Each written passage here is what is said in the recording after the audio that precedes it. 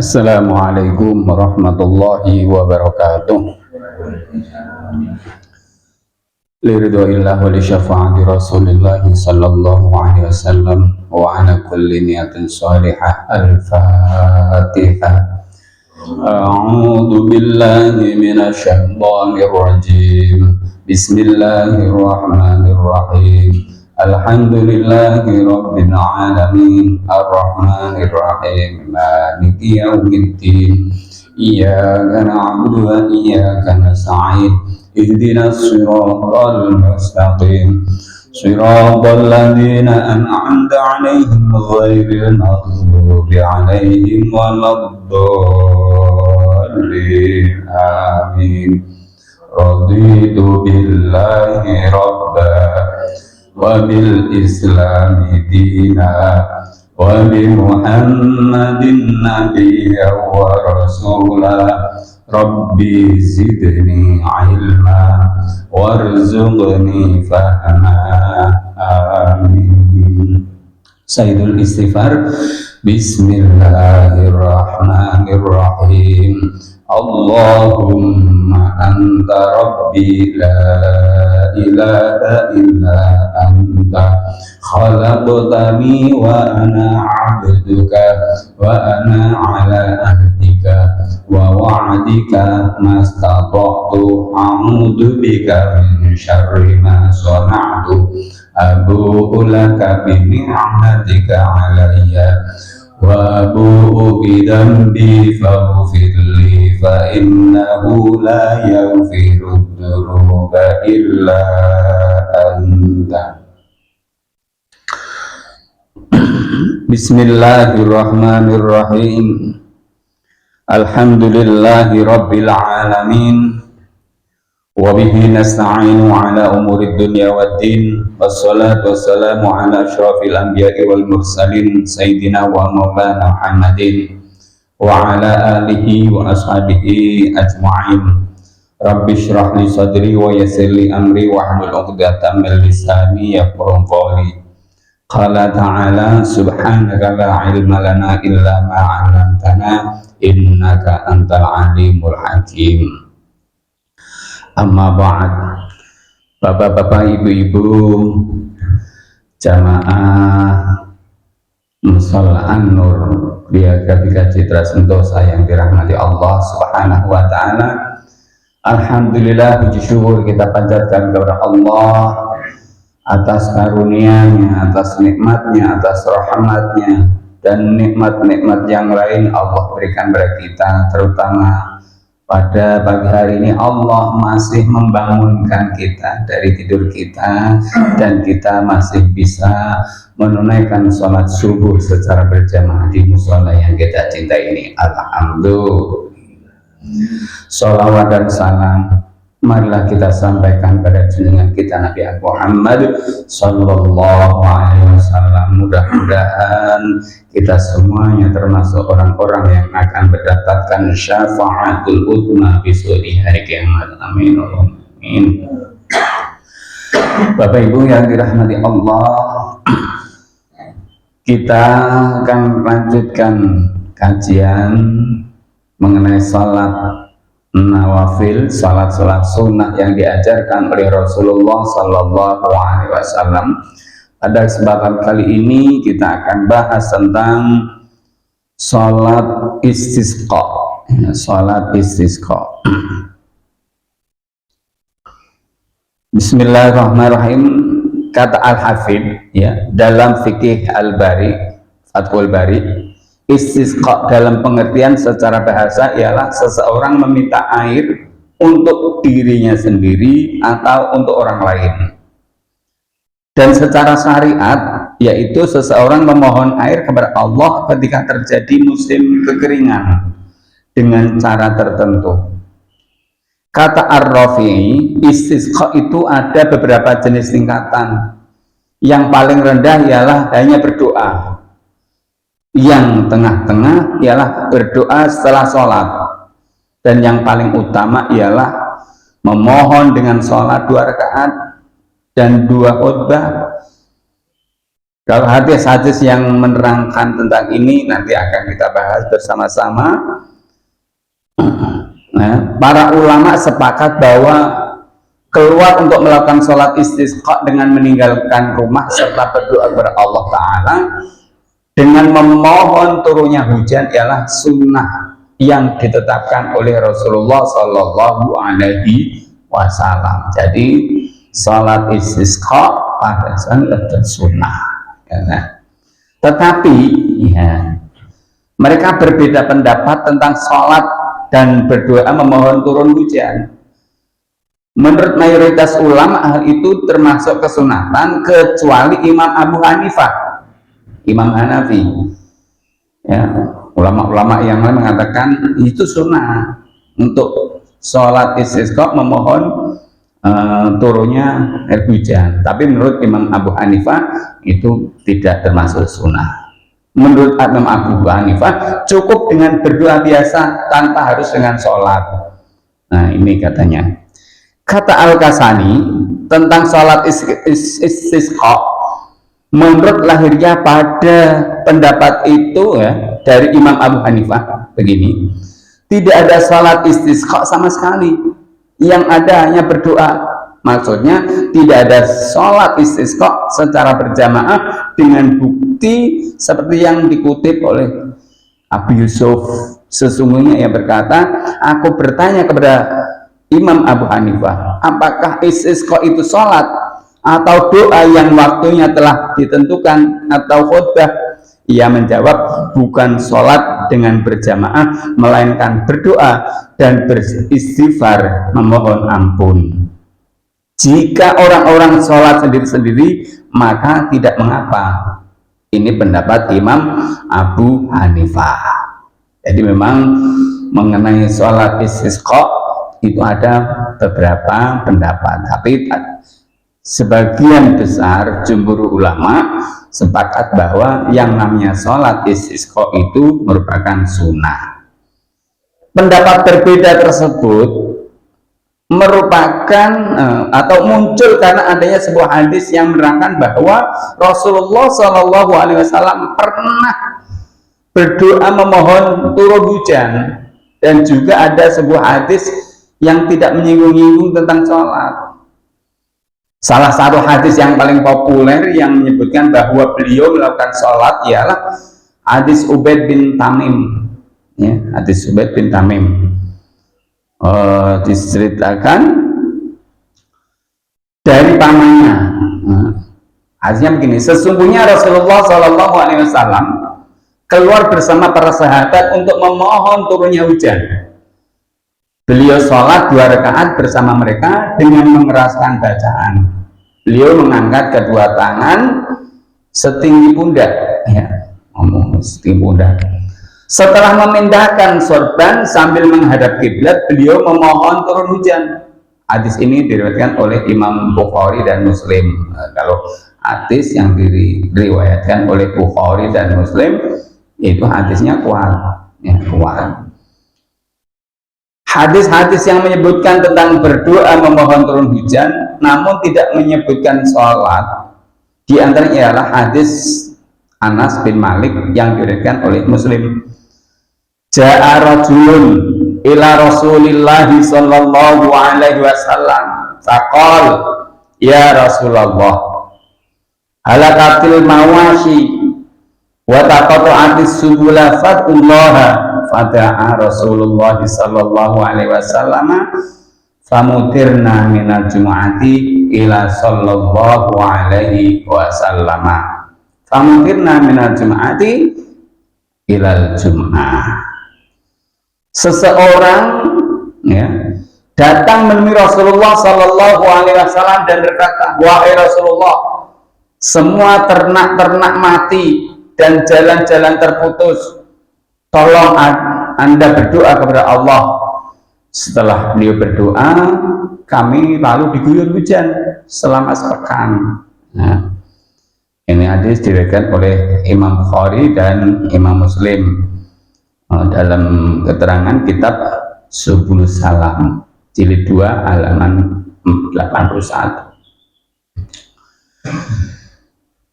hadis Abdullah bin Zaid al-Muzaini antara lain disebutkan Rasulullah Shallallahu Alaihi Wasallam lalu keluar untuk berdoa memohon turun hujan, dan ketika menghadap kiblat beliau memindahkan sorbannya.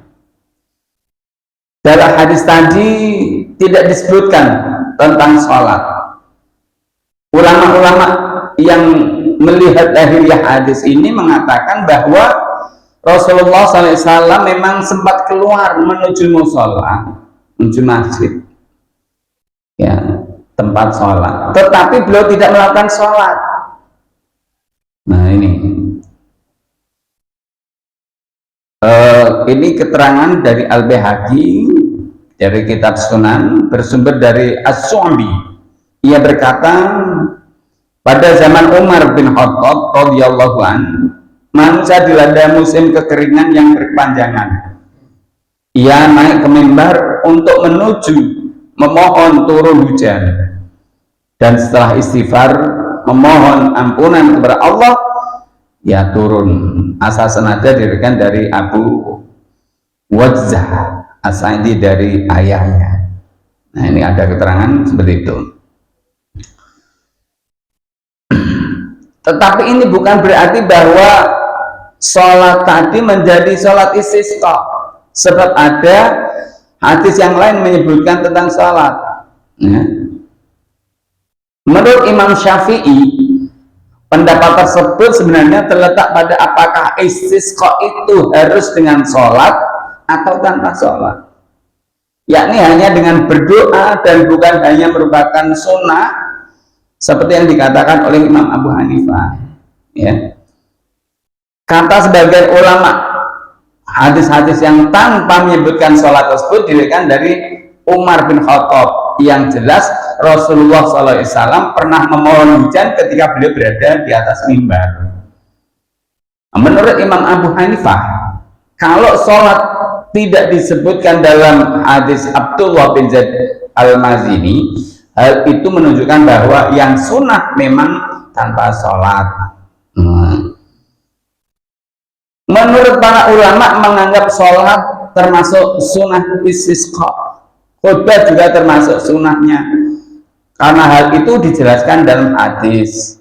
Nah, hadis ini begini, kata Ibnu Al-Munzir, dari ada riwayat sahih yang menyatakan bahwa Rasulullah Shallallahu Alaihi Wasallam melakukan sholat istisqa dengan ada khutbahnya juga. Ya, ini yang didirikan oleh Ibnu Al-Munzir. Para ulama tadi berbeda pendapat mengenai istisqa ini harus ada sholat atau tidak, atau cukup hanya berdoa. Ya, ini berbeda pendapat. Disampaikan sebelum atau sudah sholat khutbahnya itu, mengingat keterangan hadisnya berbeda-beda. Menurut sebagian ulama, khutbah disampaikan sesudah sholat, seperti sholat id, ya, seperti sholat Jumat, sholat id atau sholat gerhana, ya, bukan sholat Jumat. Sama dengan sholat Idul Fitri dan sholat Idul Adha. Imam Syafi'i dan Imam Malik setuju pada pendapat ini. Ya, Imam Syafi'i dan Imam Malik setuju kalau sholat gerhana istisqa itu setelah sholat 2 rakaat kemudian dilanjutkan dengan khutbah 2 kali.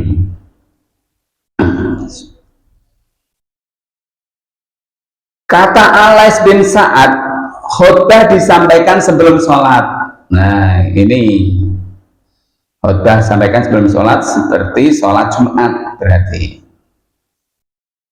Dan kata Ibnu Al-Munzir, ada riwayat yang menyatakan sesungguhnya Rasulullah Shallallahu Alaihi Wasallam menyampaikan khutbah terlebih dahulu sebelum sholat.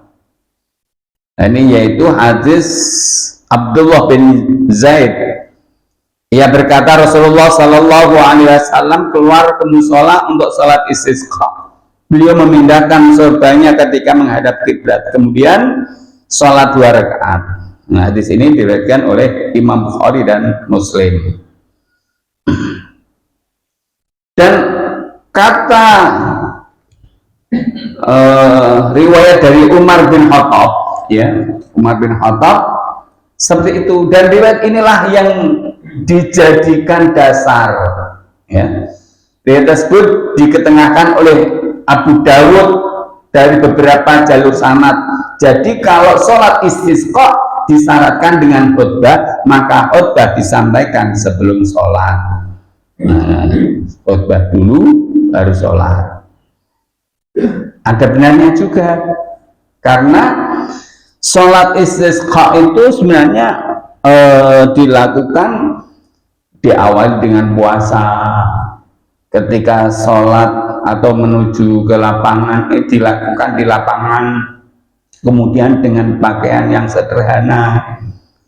Nah ini tapi saat ini jarang, bahkan tidak ada yang melakukan sholat istisqa. Nggak tahu, belum ada ulama atau kiai yang mengajarkan mengajak umatnya. Padahal saat ini kita tahu sudah kemarau panjang, di mana-mana terjadi kekeringan. Nah, lupa bahwa di dalam Islam Rasulullah juga mengajarkan untuk berdoa, untuk sholat istisqa, memohon turunnya hujan, Nah ini di tempat-tempat, ya, di daerah-daerah terpelosok banyak sekali wilayah yang kekurangan air bersih. Nah ini harusnya saat ini sudah layak untuk melakukan sholat istisqa. Kemarin di Semarang kota sudah turun hujan 2 malam berturut-turut, walaupun tidak begitu deras, tapi sudah adem, di jalan sudah basah. Nah, namun di tempat-tempat yang lain masih kekeringan. Nah, namun belum ada ulama yang mengajar. Nah, ini sangat disayangkan karena para ulamanya masih sibuk dengan politik. Nah, ini kan memang menjelang tahun politik itu yang paling asik gitu dibahas. Lupa bahwa umat ini butuh air, ya. Di mana-mana kekeringan, sehingga dikirim air bersih dengan mobil tangki kayak gitu. Dan sebenarnya Islam mengajarkan untuk sholat istisqa.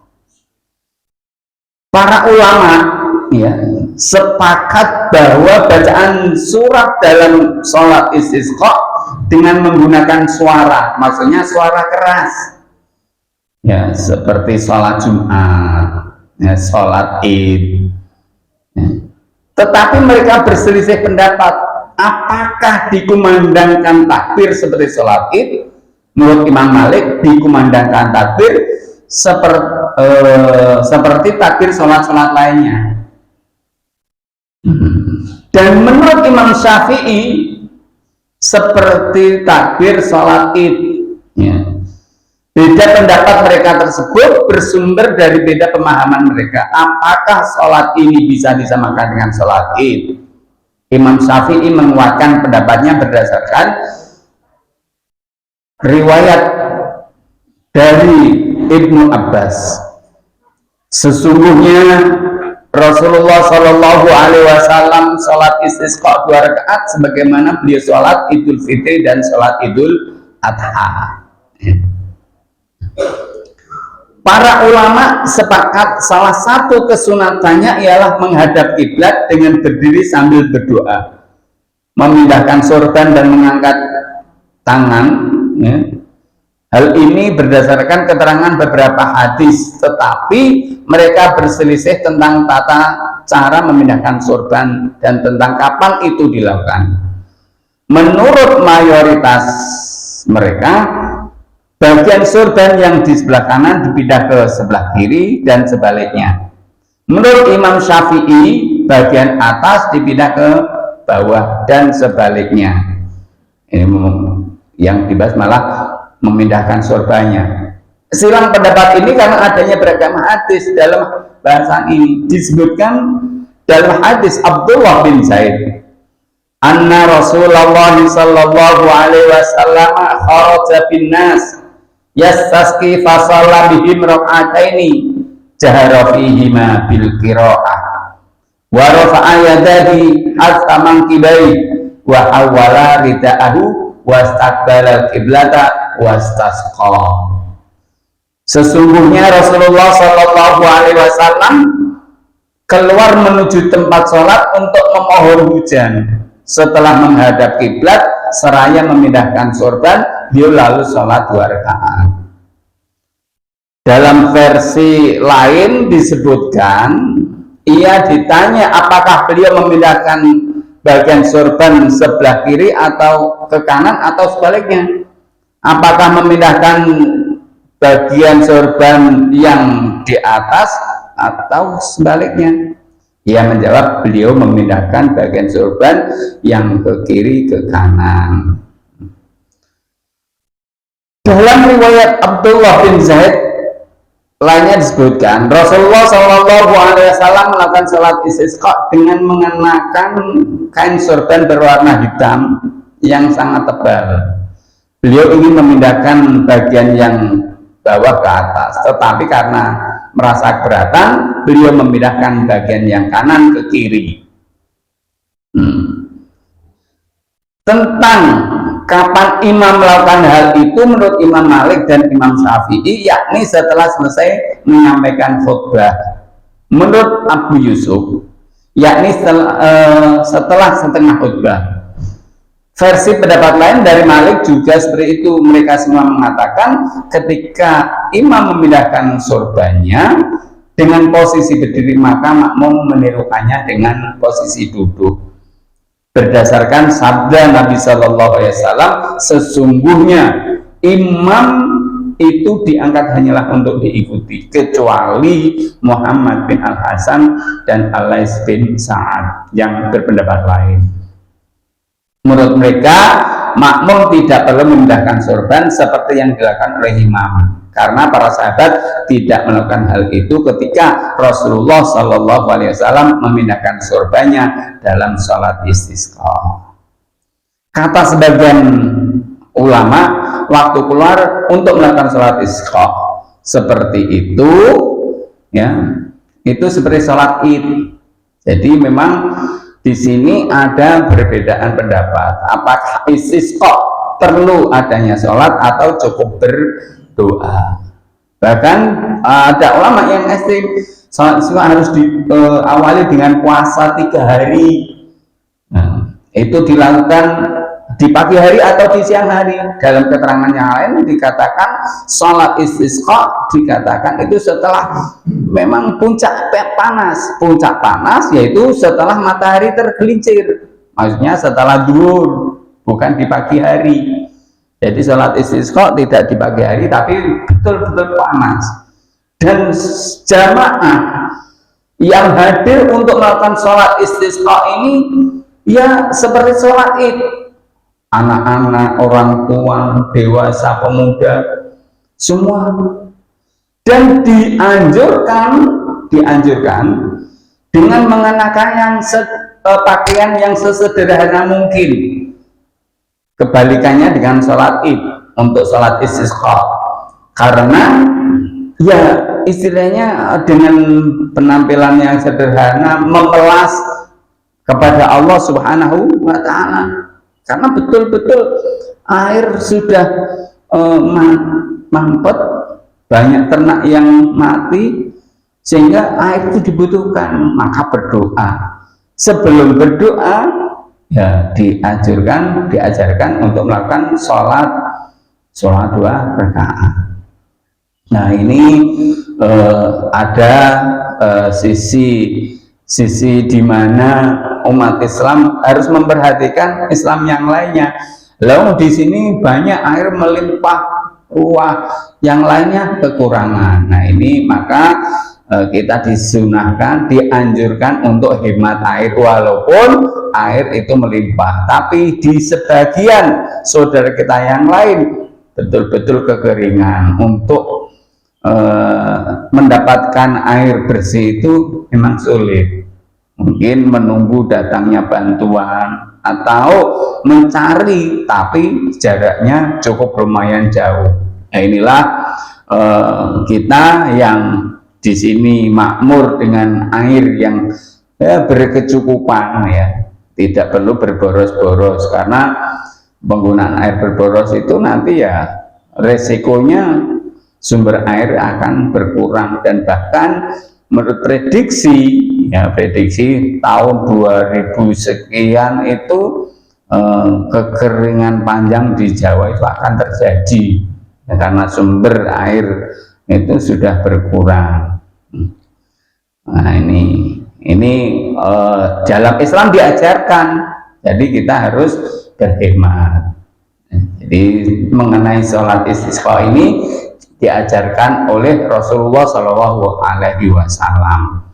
Jadi ada yang pendapat beda tadi, mengatakan istisqa cukup berdoa, ya monggo, tetapi kalau kita hanya kumpul, ya, tanpa di dalam sholat, hanya berdoa saja, itu kan kurang afdol. Nah, sholat dulu, ya, karena Islam mengajarkan wasta'inu bisabri wassalah, memohonlah, ya, dengan kesabaran, dan memohonlah kepada Allah dengan kesabaran dan sholat. Nah, ini diantaranya dipraktekkan dengan saat memohon air hujan pada Allah Subhanahu wa Ta'ala. Wasta'inu billahi bisabri wassalah, ya, dengan kesabaran. Puasa 3 hari, ya, kalau nggak sabar kan nggak melakukan puasa. Sama-sama keluar di terik matahari yang panas, ya, di lapangan, disunahkan sholatnya ini di lapangan, tidak di masjid yang ber-AC, tidak di musola yang mewah, tapi di lapangan, di tempat yang gersang, karena memang betul-betul tidak ada air, ya wudhu tetap, cuman ini diusahakan untuk sesederhana mungkin. Juga dalam berpakaian, pakaiannya yang sederhana, bahkan ada yang mengatakan pakaian yang, maaf, compang-camping, yes, pokoknya pakaian yang tidak layak untuk bepergian. Ada keterangan seperti itu, saya pernah baca. Maka dari itu, ya, tapi saat ini belum ada ulama atau kiai yang mengajarkan atau menganjurkan, ya, padahal saat ini sedang musim kemarau panjang. Nah, mudah-mudahan nanti ada yang menghimbau, ayo, karena maaf, para ulama, para kiai saat ini hidupnya sudah makmur, airnya sudah berkecukupan, apalagi yang tinggal di pesantren. Tapi saya melihat di beberapa pesantren itu juga kekurangan air, ya. Kita lihat saudara kita di Purwodadi, di Blora, itu kan seperti itu, di Demak sebagian, bahkan tetangga kita di Gedawang sendiri juga ada kekurangan air. Nah, ini belum ada yang mengajak untuk sholat istisqa. Bahkan mungkin nanti ketika ada yang mengajak pun caranya bagaimana, karena beliau menganggap itu jarang terjadi, jarang dilakukan.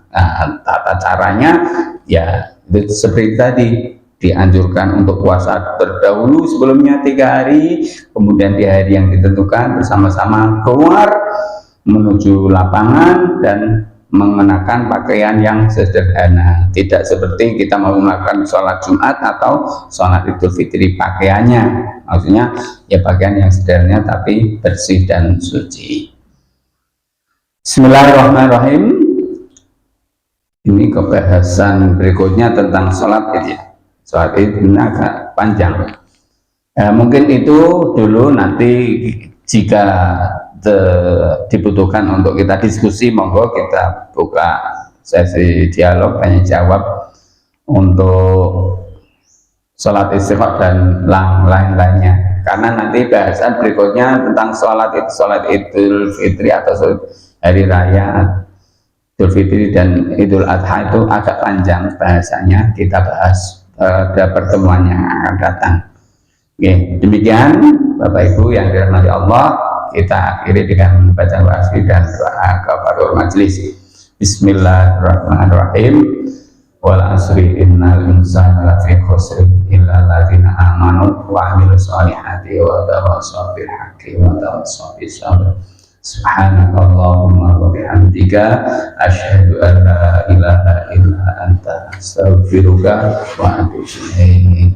Maaf atas yang. Assalamualaikum warahmatullahi wabarakatuh.